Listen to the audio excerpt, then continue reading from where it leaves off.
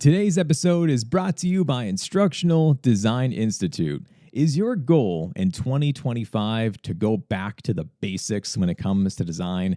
If yes, then our fundamentals course is right for you. This is a type of a 7-week learning experience where we cover everything as far as from andragogy analysis, backward design, Gen AI, UDL, evaluation methods, you name it, we go through essentially every type of component that makes up what it means to create a meaningful, relevant, and interesting type of learning experience. And the best part about this course by far is that you don't go through the course alone. It's a cohort type of a base model, so you're going to be thinking together, sharing, collaborating. The whole focus and the point of everything is to learn from others, and that comes from the breakout rooms, the discussions, and everything else of a sort. And throughout the past 6 cohorts, we've had pretty much everyone take this course, from teachers to professors to deans to, of course, instructional designers, and any other role you can basically think of within the educational sphere.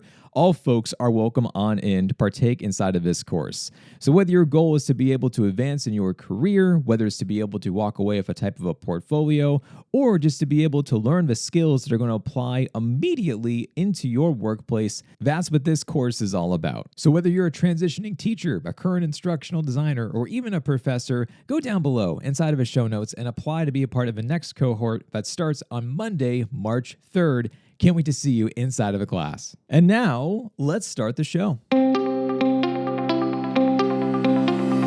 Hello, learning nerds, and welcome on in to the nerdiest podcast you're going to hear today. I'm your host. My name is Dr. Luke Hobson. I'm an assistant director of instructional design, an instructor, an author, a blogger, and a podcaster. And my purpose is to be able to share with you what I know about instructional design and designing learning experiences in order for you to be able to take this information and to bring it back inside of your workplace, your classroom, or just trying to be able to help you out with your career and being able to help you to grow as a designer and as an educator. And of course, you can find all of the fabulous resources that I have for you over at drlukehobson.com. What happens when you upload 30 short videos in 30 days on YouTube?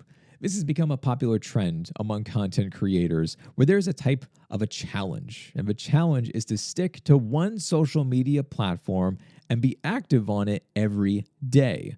This can include making posts, commenting on others' topics, writing articles, or creating videos. The idea really is to immerse yourself in the platform, experiment, and see it through, and see exactly what comes from all of your hard work and your effort. Now, I always wanted to try this out with creating what are called YouTube Shorts, 60-second or less videos. If you use the YouTube app, you can actually see that there is a section specifically for shorts instead of long-form content. And I wanted to try this out and just see what would happen if I ended up making 30 videos in 30 days. Would I gain more subscribers? Would I get more reviews? Would I get more comments? Or would this be just a massive waste of time? It's entirely possible that that was going to be the outcome of this journey. Overall, it was an experiment that I originally called it as 25 videos in 2025, but I ended up having so much fun with it that I was like, I'm going to stick it and try to be able to get 30. So instead, we're going to do a 30 and 30. And actually, to the point of time when I'm making this episode, I still haven't stopped. So there's still shorts that are coming out every single day since the start of 2025. So today's episode, as you can probably guess, is that I want to share with you the results, the findings, what it was like to do this every single day.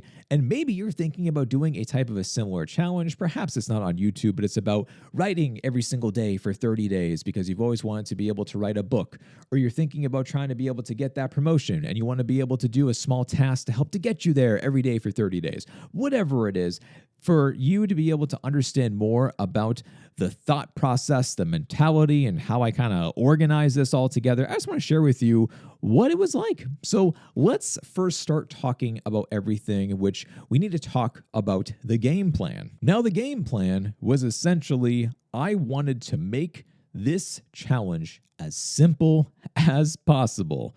I already have a million projects going on. There was no way that I could dedicate even more time, energy, effort, and resources into making this thing work. So, from a time management perspective, I knew that my best bet in order to record 30 videos in 30 days was that I wanted to be able to batch record multiple videos at a time.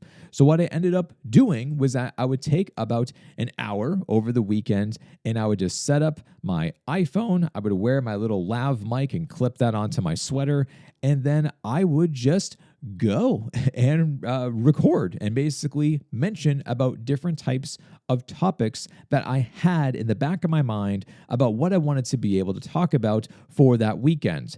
I also let this information kind of marinate over time, and I have a running notepad app on my phone where every time something hits me for inspiration, like a new type of a blog topic or a video topic or a podcast episode, I would just write it down. So there was a huge bullet pointed list inside of my phone, and that's what I did, was that I would review it before recording and try to see what 5 or 7 topics can I do within this hour. I should also mention too that I did a couple of practice runs and dry runs before actually recording, trying to be able just to string together some coherent thoughts and sentences before I put this out into the internet. I figured I should probably practice a little bit first. Nothing too crazy, but for some of these topics that I recorded videos for, I had never talked about them before. It was entirely new material, so I wanted to make sure that I knew what I was going to say before putting it out there online. The other idea with creating all of these videos was that I did not want to spend any time editing.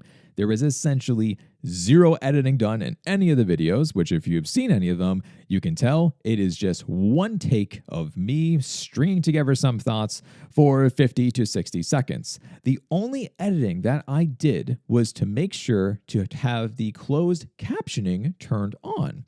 Now, there's a reason why I did this. And yes, of course, accessibility and all those reasons, that makes plenty of sense. But there's another reason, and that's the fact that for millennials and Gen Z, there is this strong desire for subtitles and not just having like closed captioning turn on at the bottom, but no, in order to make the subtitles a featured part of the video. Now, what's kind of interesting about this, I kept on reading articles that would discuss about the love of subtitles from these two different generations, and I found one recent survey where they had 63% of the survey respondents said that they prefer to watch content with subtitles turned on. Another article that I was reading about mentioned how for these two generations, when it comes to social media, they will not watch a short or a reel or a TikTok or whatever you want to call them without subtitles, period. So if that is not there, they don't watch them because many folks do not watch these short videos with their sound turned on. Now, at first, I was like, well, that's strange. Why would people do that? And then I thought about my own behavior. And when I am doom scrolling, I'm usually on the train, I'm on the T, I'm commuting. So because of that, I don't have my sound turned on, and I do the same darn thing where I listen in silence, and if there are no words that are passing by as I'm seeing this video, then I won't watch it. So apparently, which I'm a millennial, so I would be a part of one of those 63% who say that, yes, I prefer to watch things with subtitles. The other beautiful part about all of this when it comes to not trying to spend a ton of time with editing is that you can't change the YouTube thumbnails. Whatever you make for being in the video, it snags one of those screenshots, and that's it. And you can choose like what screenshot from the video, but whatever. I didn't care about that. I just wanted it to be done. So whatever it gave me, that's what it looks like. And if you watch shorts and you see some of the thumbnails and you're like, why did it look so weird? It's because we can't control it. So therefore, it gives you what it gives you. From uploading YouTube content over the last few years, I know that there is a sweet spot for timing, and that's between 8 a.m. and noon. That seems to work the best for my audience. I know that people have debated this very strongly about how it doesn't matter or how you are should be actually uploading specifically if in like a very, very small type of a time frame. And what's interesting about this is that YouTube said, because it gives you the data to be able to see when people are using the app and when they are watching your content specifically. And YouTube mentioned that people are the most online and active when watching my content between noon and 1 p.m. Eastern Time. So I tried that and I experimented a little bit. The whole point of this whole thing was to experiment, and it didn't make any difference. So I don't know. But I know that for my schedule, when I'm editing the videos, I'm usually doing it early in the morning. So hence they would come out at like 8 a.m. or 9 a.m. The other part of this equation was that I use LinkedIn all the time, as you're probably aware. And that's my platform. It's been my platform for over the last 10 years. And I built up a really great community over there with learning nerds. And I knew that the shorts had to be cross-posted on LinkedIn in order to drive more traffic. Way more of you follow me on LinkedIn compared to YouTube. So I knew that if I was going to do this, it would just make way more sense to post it on YouTube and then to reshare that link on LinkedIn, and I would write a little bit more about it and to set the stage a bit for the video. So after that whole game plan, my starting point for actually doing this, step one, I guess the other one was like step 0. This is actually step 1, is that I know the importance of when you start anything new, you have to share about it. You need to be able to get the audience invested because they want to be able to follow along with you because they're a part of this journey with you. Whatever you're doing, folks are very keenly interested in following along from like a step-by-step process and really trying to be able to see from start to finish how everything goes. So I gave everybody a heads up that this video was going to be, this video journey is going to be coming out soon. So I created one short video that mentioned about the 25 and 2025 challenge. And sure enough, there were tons of comments and likes and things of that nature from all of you just saying about how excited you were, about how you wanted to be able to check this out every day, how you're not going to miss any of the videos. So I figured from that type of early initial reaction that I'm on to something. I'm going to try it and I'm going to see it all the way through and to see what happens. So with that said, let's dive on in and share about the analytics and everything from behind the scenes. From January 1st to January 30th, the YouTube channel garnered 18,515 views. This was almost a 600% increase compared to the prior months. Watch time also went up significantly. This category is for how many hours people actually watched the channel itself. So this amassed almost 400 hours of watch time in total, 169% more compared to the prior month. Not surprisingly, I gained 140 subscribers. And if you were wondering, by the way, like what does YouTube pay for this type of level of engagement? I made $21.64. I'm not quitting my day job anytime soon. But these are just numbers, and they don't actually paint the entire full picture for things. So I also want to share with you a little bit more about some surprising things I found pertaining to the audience. My biggest surprise from this entire type of challenge was who watched the short videos. Now, I expected the content to primarily be reaching mainly millennials, some Gen X, some Gen Z. That's who I assumed was using YouTube Shorts and similar types of platforms. And it did. It did reach those folks. However, I also received a few questions that seemed to come from like the youngest of Gen Z viewers, particularly those who are asking about making instructional design their major in college, which is something I never thought I would be responding back to on a YouTube channel. Another unexpected finding was the male to female ratio of viewers. I never would have guessed that 70% of the audience would be male. That is very odd to me. My audience has always been a fair split of female to male, where I've seen plenty of months where it was more female viewers compared to males. For this period of time, from the long form content, so not the shorts, but the long form content in January, it was a bit more balanced, 41% female, 58% male.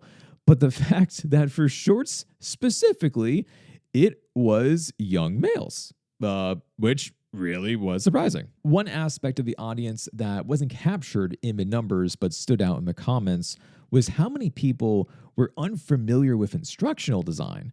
And I'm not sure how YouTube's algorithm works. No one does. But clearly, the algorithm decided to show the shorts to people who were outside of the instructional design field. And I base this off of observations where I saw comments of like, what's instructional design? And how did you know about instructional design before school? How do I know about it now? What should I be looking into? And of course, I saw some comments being like, learning styles are real. And I'm like, I'm definitely reaching people who are not a part of the instructional design community, which is really interesting. There were a few types of noticeable trends that I also wanted to break down too that I saw. And I knew that some of the videos were going to have more engagement compared to others. Social media loves controversy. So anytime that I would release a video that you would take one side or the other, that clearly drove engagement. So when I mentioned topics like debunking learning styles, or my problem with multiple choice questions, or why I think that marketing has ruined certain words for us, like engagement or gamification, or the cons of instructional design, all of these videos did very well. There were some videos that I thought that were actually going to crush. I thought they were going to do really well, and they did not. They fell like flat. I was like, oh, well, that's interesting. So when you're creating content that other people don't create, that either means there is a section of the market who is missing this content and they want to be able to view it and to see it, or people aren't creating content about this because of the fact that it's not in demand. So I took a couple of swings to see what would happen if I talked about content for more veteran instructional designers. I talked about leadership positions. I talked about becoming a senior instructional designer, becoming an assistant director or a director of instructional design, how to move up in management. So I did a lot more like leadership instructional design style videos and really didn't do that well. So I'm not sure if that was because of I wasn't reaching the right audience, or if the videos weren't good enough, or if there's something else that I'm not thinking about. But once again, the whole point of all of this was to be able to experiment and to see what really happened. So was this effort successful? Would I do something different the next time around? I'd say that this was a success because this was an experiment. I really didn't have a goal. The only goal that I had was to simply finish the challenge and upload 30 short videos in 30 days. By that metric, I completed the task, I completed the challenge. The other thing was obviously hoping for the audience, for you, to be able to see this content and to have a different type of spin on my content. I always make and create long-form content. It's what I love as a consumer. It's what I love to be able to do because I love to teach. This is my best way to share with you as much information as I can, is to really give you the full picture. So I talk a lot. My videos are pretty long. So I wanted to try this different type of path to see, is this more helpful? Is this something that you enjoy? If yes, I'll do it more. If not, maybe I'll try something new. So I was trying to find a different type of way of being able to serve you. What was a bit tricky about all of this, though, was that I really did not have clearer goals besides just, I want to finish. So I didn't know if things were going great. If they weren't, it was kind of on like a daily basis perspective to see, how was I feeling? Was I happy with a certain type of a number, or hitting a type of a threshold? Was I happy with certain types of a number of comments or likes or reshares? It was different. It's not like LinkedIn, where trying to be able to engage with someone on that platform, I can clearly see who's commenting and I know who you are. I remember your names. It's so much easier to actually make that personal connection on LinkedIn. Whereas for YouTube, I can't tell who you are. It's random comments coming from Fantasy Football Guy 2002. And you're like, all right, I don't know who that is, but hey, I hope this content helped you. It's definitely, you don't have the same type of connection with people. So it's a little bit different in that sense. I also found that data doesn't really tell the full story, and that makes this also a bit challenging. So by all means, I'm stoked that the channel received almost 20,000 views in a month. Like, that's crazy for an instructional design channel. Wow, that makes me happy knowing that 20,000 people saw this channel. So by all means, that is amazing. That's more than the channel actually reaches in like an entire month, or even going back to several months. It's the best the channel has performed in a long, long period of time. But with so many other views comes this idea that you're now opening up yourself to everybody. And that was something that I found to be very interesting. So 20,000 views in a month. That's obviously not viral. I have some friends, though, who have actually gone viral. They made it big, and they have like the YouTube plaques and, all those things. And from speaking with them, they all say it's not worth it because of the fact that if you get so much attention, this means that you're now welcoming all kinds of attention. And that means even more hate than normal. And some people will just really disagree with you and want to tell you how much they disagree with you. And that is not a great feeling, to being able to see those comments on like a daily basis. And it's like, oh, I don't want that. But certainly some of the comments that I received, I was like, wow, I don't think we're in the same space. Like this is definitely different. So that was rather tricky to being able to realize that I'm not reaching the same audience anymore. It was, you're casting a wide net. So I got everybody, which in one hand is fantastic because now new subscribers, growing the community, reaching more instructional designers, phenomenal. On the other hand, get some people where I'm like, I don't think you would say that to my face in the real world, but you know what? We're just gonna move on with that comment, move on with my day, and start anew the next day. So what I've learned is that visibility is important, but so is intention. I don't want to be the loudest voice in the room. I want to be the one that people actually come to be able to listen to and to hear. So instead of having that humongous megaphone and speaking things out, I think if I had to do this all over again, I would be smarter with how I would try with approaching videos, do more from a hashtag perspective, which I did, but I don't know. I feel like I could have done those better. And of course, ask other people who use YouTube more than I do about different types of pieces of advice around what they do. The next challenge that I want to do is that LinkedIn has now adopted this whole shorts, reels, stories idea.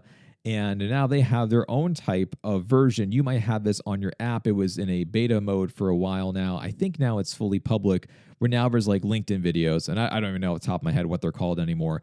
But if you upload a LinkedIn video, it will go into that part of the app, or it will show up onto your feed. And I noticed that when I don't link out to YouTube and I keep things on LinkedIn, I hear from way more of you. And on top of that, way more of you see the comments. You can actually see the impressions and how many people have seen your posts. And if I keep everything on the platform, which is what it wants, it doesn't want you to leave the platform. It wants you to stay on LinkedIn. And that's what every social media platform wants you to be able to do. Then I hear from more of you. And the things that I share online do better. So kind of want to do a 30 for 30 on LinkedIn. Maybe you'll see an announcement by the time that this podcast episode comes out. Maybe not, but that's something else I've been thinking about too. So stay tuned, but that is going to be coming in the future, apparently. I'll just make that public now. But that, my friends, that was my journey of creating 30 short videos in 30 days and sharing a little bit more about the behind the scenes in case if you were thinking about doing this or some other type of challenge. And by the way, if you are thinking about doing a type of a 30 and 30 challenge, let me know. Go down below and either comment on where I'm posting this, which is on LinkedIn, or going to drlukehobson.com in this article and share with us about what you're working on and what you're going to be doing for 30 days straight. The one thing that I did enjoy from this was that I clearly built up a new habits, a new pattern that I just knew every day, where I was like, all right, it's time to film. Okay, it's time to do my quick little editing and putting that out there. And I kind of enjoyed that process. It was something new. And maybe you'll find the same thing too for it being rewarding or being able to do a new type of a task or a new type of challenge like this. But I'd love to hear from you about what you plan on doing next. And as a reminder, if you want to learn about how to become a better instructional designer, how to design better learning experiences, the next cohort for the Fundamentals of Instructional Design course offered by Instructional Design Institute is starting up again Monday, March 3rd, 7th cohort. Can't wait to do this one once again. They're always so much fun. I love being able to teach that class and to have all the cohort come together and to share more about their backgrounds, their passions, their interests, and just being able to do more together as a community is always so much fun. So if you want to be able to be a part of that next cohort, please go down below inside of the show notes, apply today, and you'll be hearing from us, and we'll go from there. And that, folks, that's all that I have for you today. Stay nerdy out there, and I'll talk to you next time.